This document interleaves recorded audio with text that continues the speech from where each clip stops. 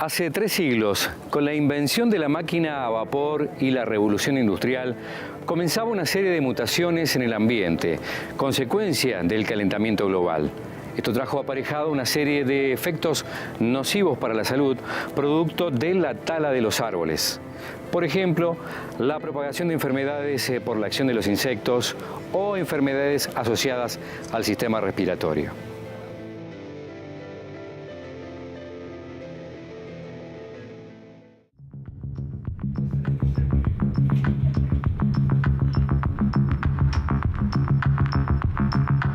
En realidad, cuando uno aborda el proceso de salud y enfermedad con un enfoque sistémico, allí lo puede subdividir en 3 subsistemas. El subsistema psicobiológico interno, con su trascendencia espiritual de este individuo que estamos hoy abordando. El subsistema social, donde este individuo se relaciona y trabaja, vive. Y el nicho ecológico o el subsistema ecológico, en donde estos 2 subsistemas son contenidos.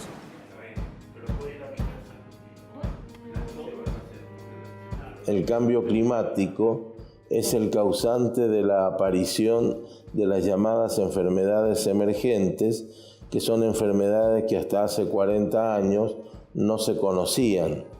Y la vuelta a la escena médica de enfermedades que se creían controladas, pero que ahora son nuevamente realidad en la práctica diaria de la medicina, que son las enfermedades reemergentes. Creemos realmente, y se ha demostrado para muchas enfermedades, que uno de los factores que más impacta es el cambio global inducido por el hombre, llámese desertificación, urbanización excesiva, viajes. Hoy por hoy yo puedo estar hablando acá y pasado mañana estar en Tailandia, y en 4 días estar en África, y en 5 días estar de vuelta acá, y puedo estar desparramando enfermedades por todos lados. Y lo mismo ocurre con los animales, ya sea animales de compañía o sea ganado. Hay tráfico de ganado, de productos derivados de animales a un nivel, una escala que nunca se había visto antes. Entonces, por lo tanto, esto favorece. Y también están los polizones, los colados, que son los vectores.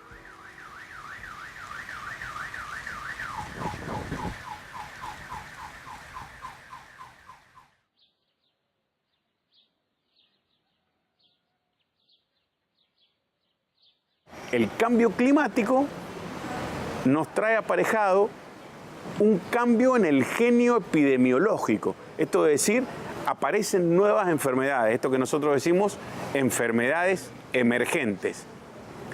Indudablemente que ante la posibilidad de enfermedades emergentes, se tienen que poner en marcha una serie de acciones sanitarias para que no se transforme en prevalente. Este es el desafío del equipo de salud, que esta enfermedad que aparece no se establezca para siempre.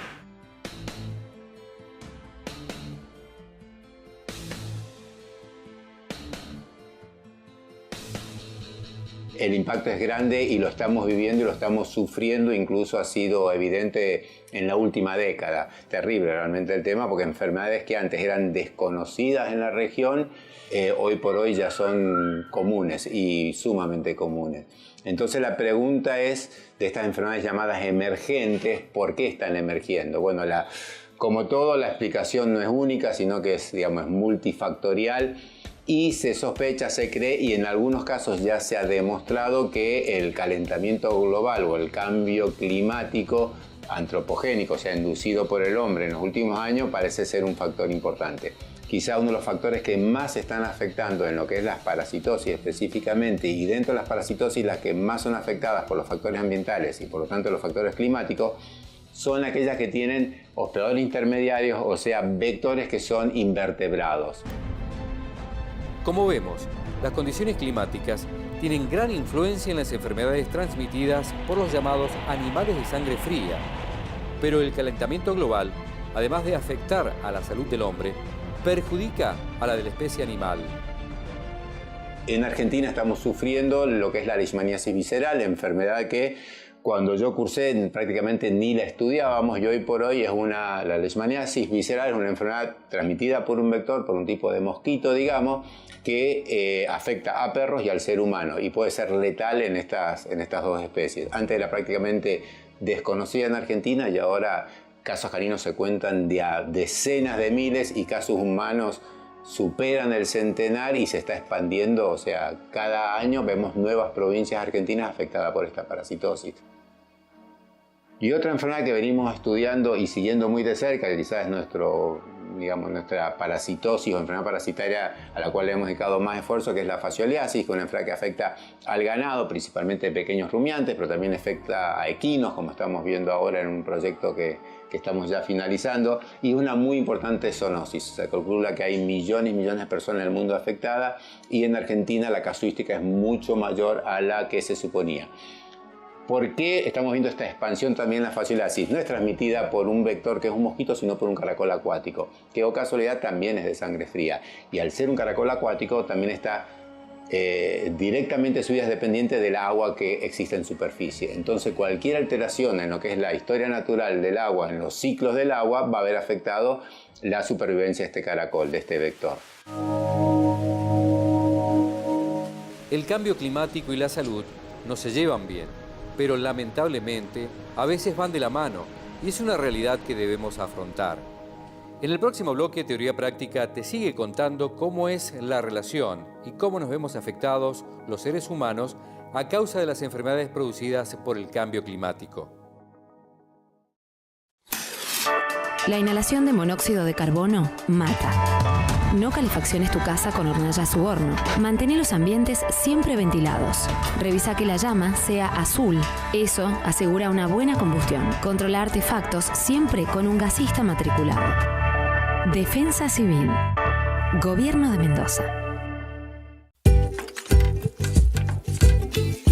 Aquí en el Centro Universitario del Este, en Junín, contamos con una gran oferta educativa para los chicos del Este y los que quieran estudiar aquí, porque nos encontramos con chicos que ya están volviendo de la ciudad de Mendoza a estudiar en el Este, y eso es muy importante gracias a las carreras que ofrecemos, tales como abogacía, contabilidad, psicología, educación física, kinesiología, nutrición, cartografía y teledetección y logística. Estas carreras que tienen que ver con las universidades Juan Agustín Maza, Universidad de Congreso, Universidad Nacional de Cuyo, y algunos ciclos que ya para personas que han tenido un título intermedio, como el ciclo de profesorado en Ciencia de la Educación y el ciclo de licenciatura en Ciencia de la Educación. Lo mismo ocurre con el ciclo de la licenciatura en Educación Física con orientación a salud y gestión deportiva.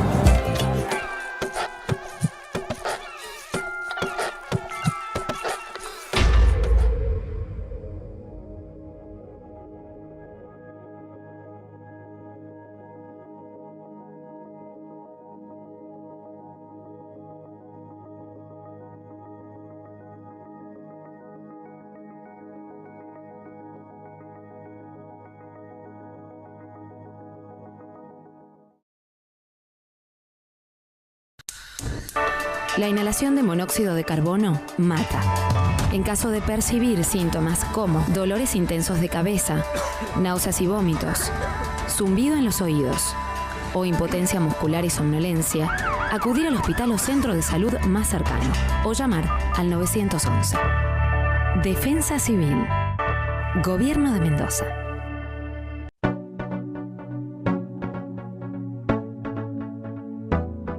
Muy orgulloso de ser el intendente de mi pueblo, un departamento en que me acompaña y estamos trabajando fuertemente para que siga creciendo como ha venido creciendo en los últimos 16 años de la gestión de este gobierno. La verdad que muy bien, con muchos proyectos, muchas ganas de seguir progresando en obras, en servicios. Hemos recibido una buena noticia en estos días de que nos han donado 20 hectáreas de canto rodado, o sea, de ripieras, que nosotros le llamamos, al municipio para que el municipio pueda abastecerse con su propio material para el arreglo de calles, para construcciones, etcétera, etcétera. Y también estamos viendo la posibilidad de averiguar el tema de petróleo. Nosotros tenemos una zona muy rica petrolera y había grandes posibilidades que algunas empresas extranjeras también vengan a explotar y a trabajar en nuestro departamento.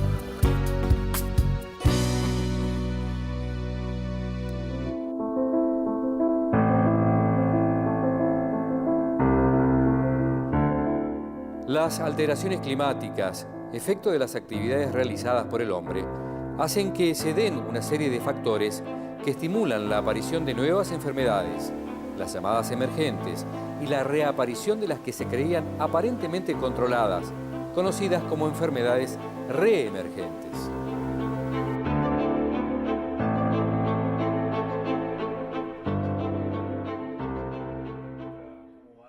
El diario estaba hablando justamente estos días, entre las prensas uno escucha que ya hay casos de dengue en Mendoza.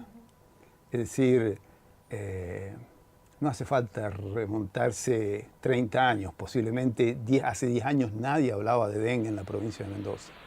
Obviamente todo este proceso de tropicalización, es decir, las zonas subtropicales se están volviendo más tropicales, las temperaturas son más altas, la humedad ha aumentado, la humedad fundamentalmente de verano en las zonas del sector de los llanos, las precipitaciones de verano han comenzado a aumentar y eso hace entonces que vectores, es decir, mosquitos específicamente que antes no existían en la región porque las temperaturas eran suficientemente bajas, el aire suficientemente seco, no lo favorecía, en este momento encuentran condiciones justamente favorables para su desarrollo.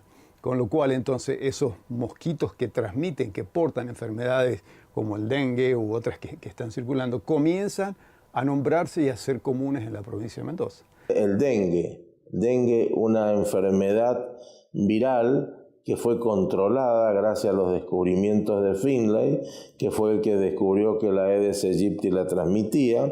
Se combatió la Aedes aegypti y fue una enfermedad que pasó a la historia, por lo menos en nuestro país. Cuando se produce todo este descalabro por el cambio climático y por otras circunstancias, como la creación de las megaciudades, del fácil transporte de enfermos que incuban enfermedades adquiridas en un continente a otro continente, todo eso hizo que este panorama mundial de las enfermedades se ampliaran ampliamente.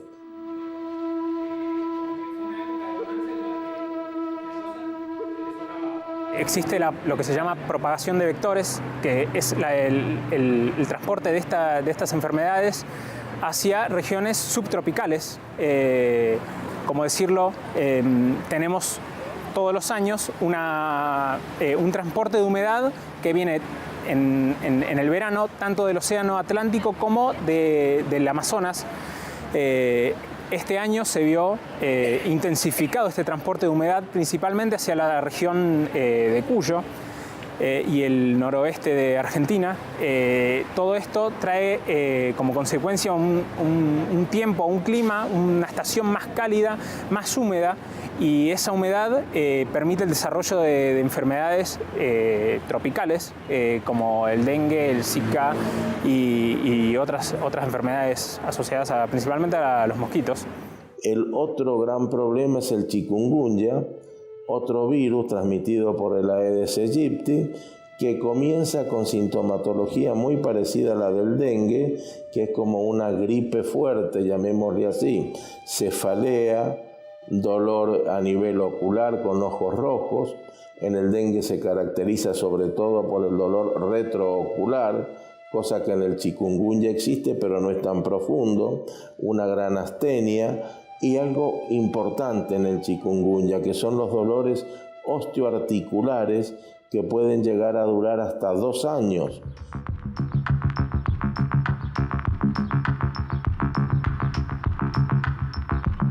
Hoy estamos viviendo en nuestro país y fundamentalmente en nuestra provincia una situación que nos es medio desconocida o por lo menos nueva. Hemos tenido un verano con mucha lluvia. Habitualmente en enero en la provincia de Mendoza no llueve. Enero es el mes de los calores para que madure nuestra fruta, para que madure nuestra uva y que nosotros tengamos una buena vendimia. Este enero no fue así. Llovió y llovió mucho.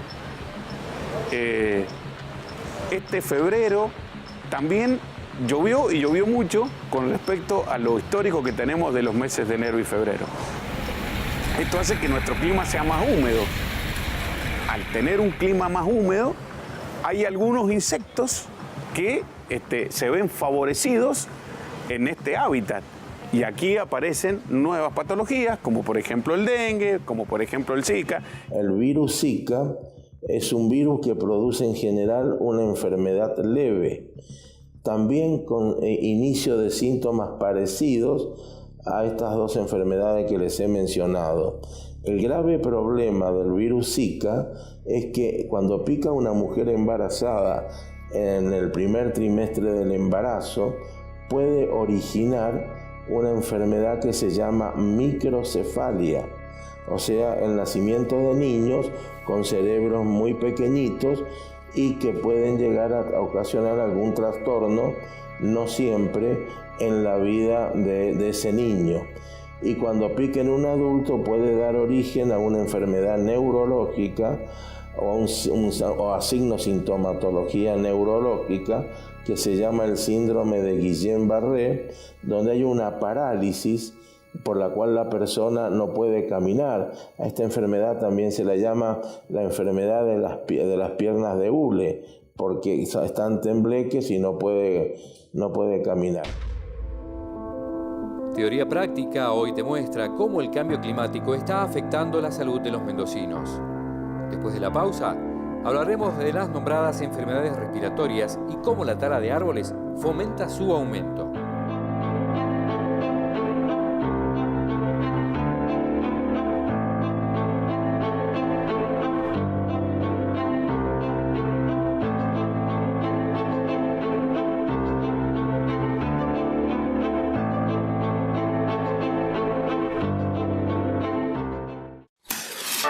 La inhalación de monóxido de carbono mata.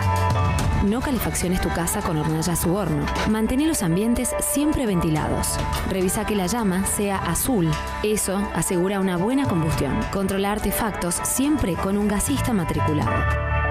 Defensa Civil. Gobierno de Mendoza.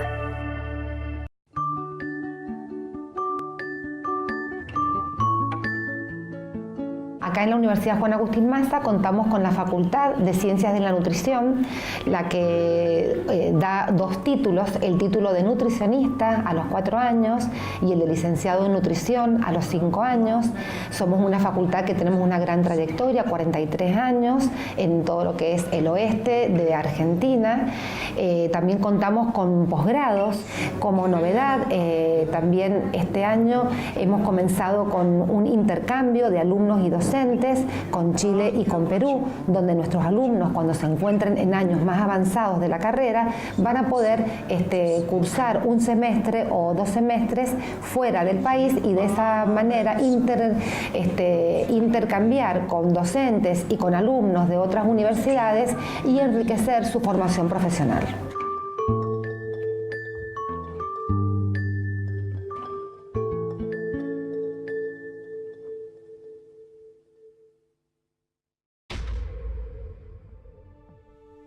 En Teoría Práctica te estamos contando cuáles son algunas de las enfermedades que se ven propagadas a causa del cambio climático y por qué ocurre esto. Desde 1992, las cumbres de Río han puesto sobre el tapete el tema ambiental y ecológico. Fue de esta manera cuando se relacionaron por primera vez en un evento de trascendencia mediática internacional.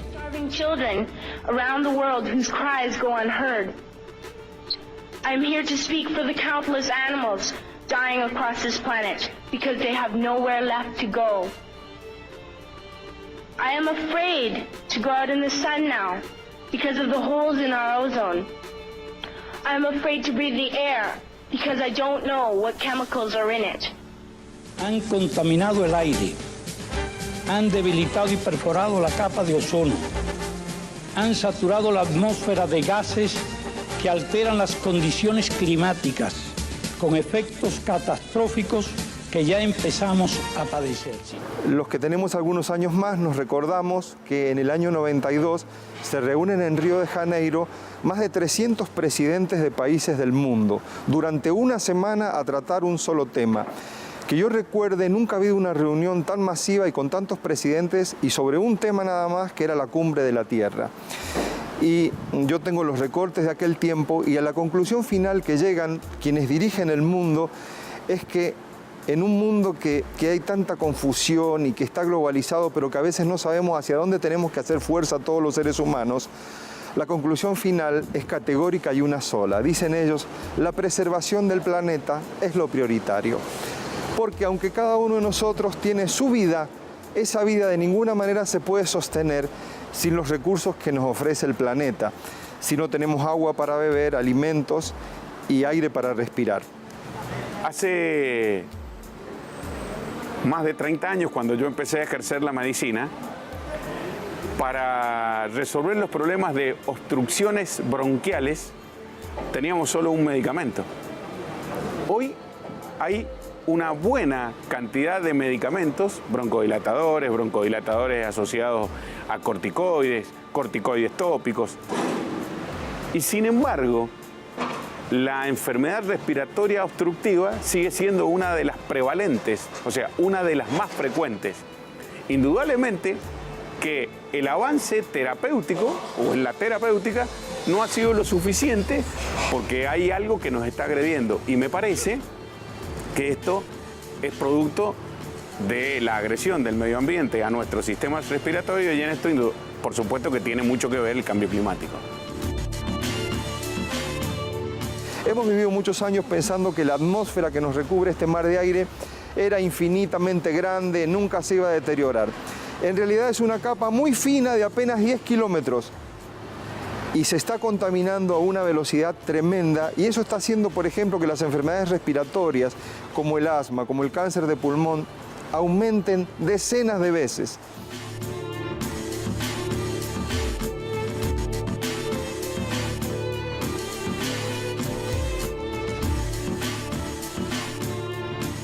Y el otro elemento que contribuye también enormemente, justamente, está asociado con la deforestación. Es decir, cuando vemos el tronco de un árbol fundamentalmente es carbono. Es decir, son moléculas de carbono, digamos, distintos carbohidratos, distintas celulosas, hemicelulosas, son sustancias que tienen como base el carbono y que justamente se han almacenado por allí por miles de años. Es decir, si uno va a la Patagonia va a encontrar en el Parque Nacional los alerces que tienen 3.000 años de edad.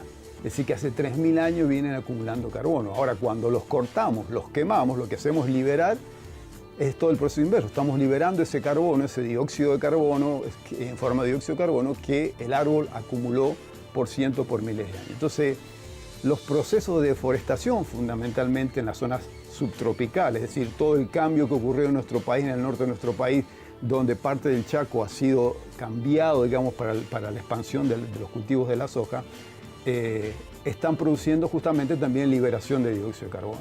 Así como los peces viven en un mar de agua, nosotros humanos vivimos en un mar de aire, del cual extraemos el oxígeno como los peces respiran en el agua. Y necesitamos 2 litros de agua para vivir por día, con eso alcanza para vivir, y gastamos 200 litros en Mendoza por día por habitante. Es una cifra que no se va a poder sostener de ninguna manera. Necesitamos 1 kilo de sustancias sólidas, pero nuestros pulmones utilizan diariamente 10.000 litros de aire.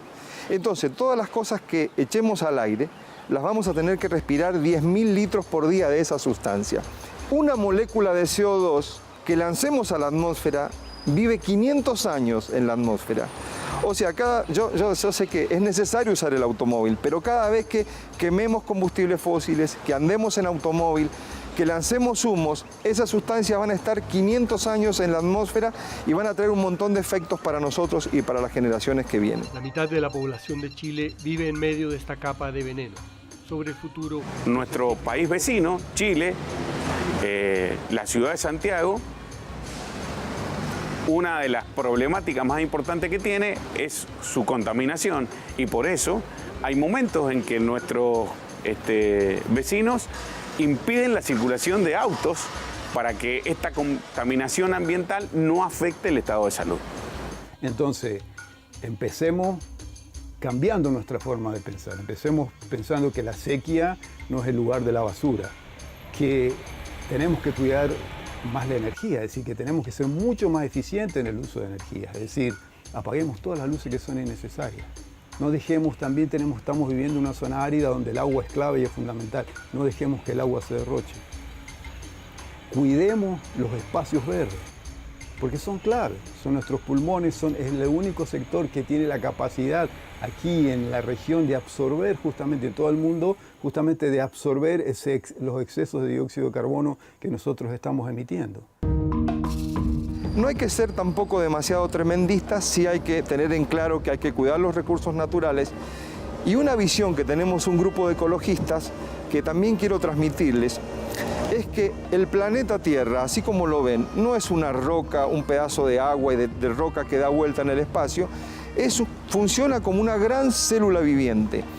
Y en esta célula viviente que es el planeta Tierra, estamos nosotros aquí como microbios sobre este planeta, y el planeta toma sus acciones también como un organismo vivo para evitar que lo destruyamos y que lo contaminemos.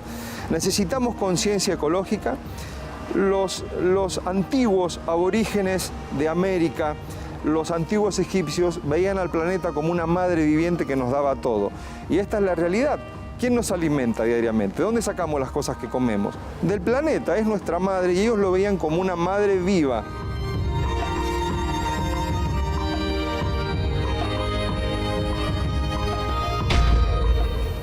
Hoy hemos compartido información muy valiosa, que no solo nos sirve para la toma de conciencia, sino también para aportar un mejor legado a las generaciones venideras.